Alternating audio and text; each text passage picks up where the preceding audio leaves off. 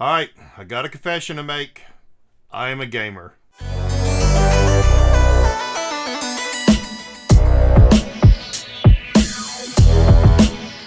Hey Conk fam, or should I say maybe gaming fam now. As y'all know, through my nearly 200 videos I've done, I collect mainly comic books and toys and do some reselling, but also I game.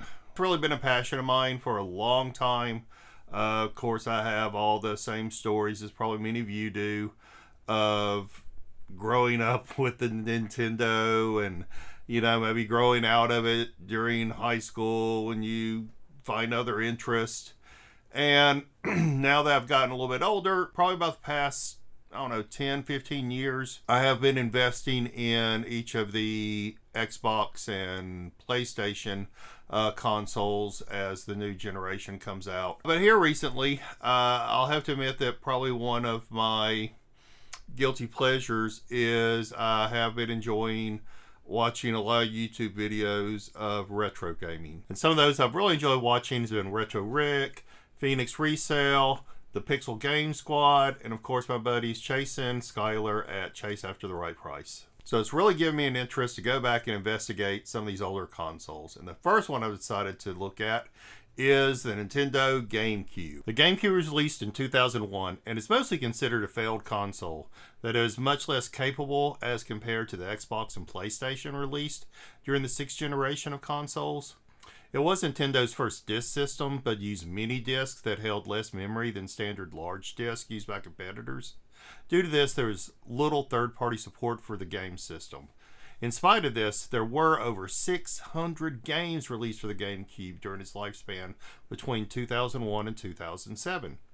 In fact, I would argue that some of the most classic games were on the GameCube, such as Zelda, Luigi's Mansion, Star Wars Rogue Squadron, Mario Kart Double Dash, Smash Bros. Melee, Super Monkey Ball, and so forth. My first task was to find a GameCube.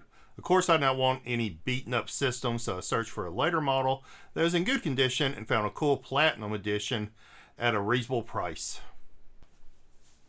I wanted to hook my new console up to HDMI, so I investigated what I would need and found that a Retrobit Prism Eon would do the job at $150. Next, I went to my local game store and bought a game in anticipation of my GameCube. Alright, so we waited with anticipation until the day that my GameCube would arrive. Once it did, it was beautiful.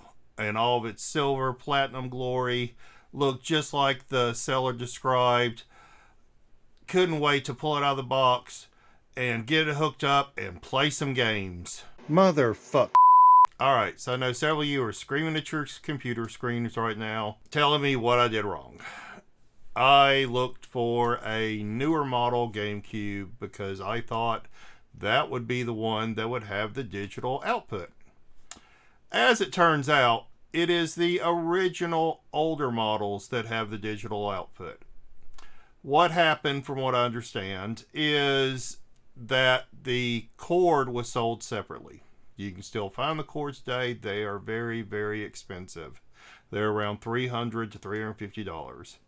And apparently the cords did not sell well. TVs were older at that time, and I guess a lot of people just weren't needing a digital out. In the later models, to bring the price down, they took the digital out away from the GameCube. Alright, so needless to say, I did have to purchase another GameCube. I did get this really cool black one at a fairly good price. It came with a couple extra games and stuff, and it did have, unlike the first one, had a OEM controller, which is beautiful, works great. The aftermarket or third-party controllers that was with the first GameCube really weren't good. So definitely I like sticking with OEM parts. The Eon fits in here perfectly.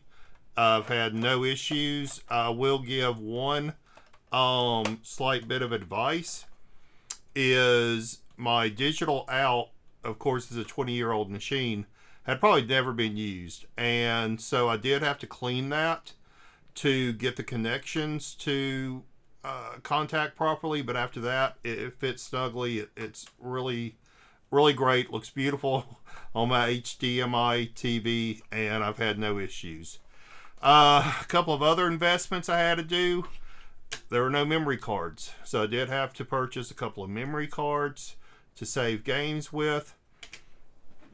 Also, the controller cable is only about 3 feet long, and I don't know about you, my couch and TV is a lot further away than that. You can order extensions, but I have 4 cats, right, Freeway? I have 4 cats, and I'm sure they would love to nibble on long cords being stretched across a living room. I did do an investment into a Wavebird. Be sure when you get one that it comes with the receiver. It has worked great. I love this. It was a little expensive, about $80, but definitely well worth the price. What was my total here? To get started in retro gaming, I guess that's probably one of the parts of my journey I wanted to illuminate. So the original silver Gamecube came with the cords, no games, the third-party controllers. I won at an auction, $80. Not bad. I'm sure the machine works fine. It spins, discs, and everything. I've never hooked it up. I did buy a RCA to HDMI adapter. I haven't played with it to see how well it does. One, which I'm sure probably the DOL001 models are a little more desirable. With the OEM controller, and it did have a couple of games that were crappy games though. It was like Nickelodeon or something.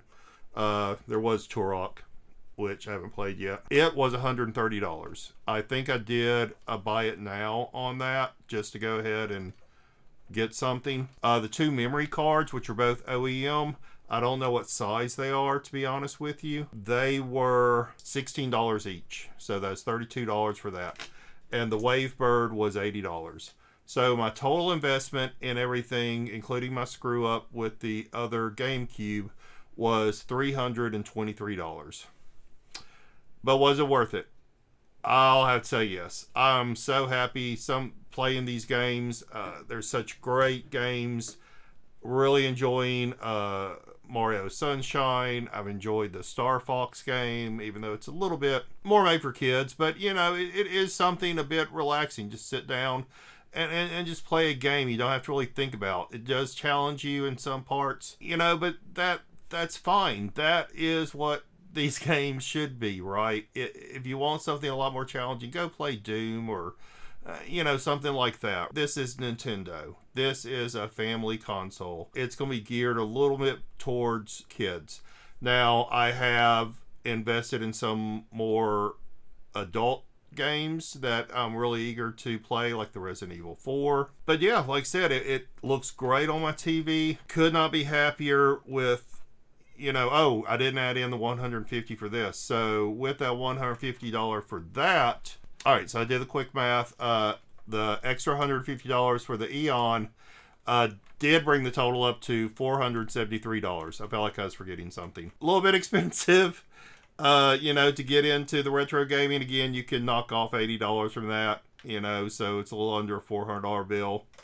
But overall, yeah, I'm just super happy with the purchase. I'm all for the retro gaming scene, and especially the GameCube. Overall, great investment. Hey, I hope y'all like this. A little bit detour from my normal comics and toy videos. You know, let me know if you also do any retro gaming. What's your favorite gaming consoles? What's your favorite game you remember as a kid? Let me know in the comments down below. But I'll be doing a little bit more of these. I'll be talking a little bit more about my journey with the GameCube, some of the games I'm buying, where I'm getting them from. So come along with me with this new journey that I'm undertaking in retro gaming. But with that, hey, please don't forget to like, comment, subscribe, do all the normal things you do. Anytime you want to see me or Freeway here on the Chan. But with that, I always sign off with peace, love, and games. Bye, all.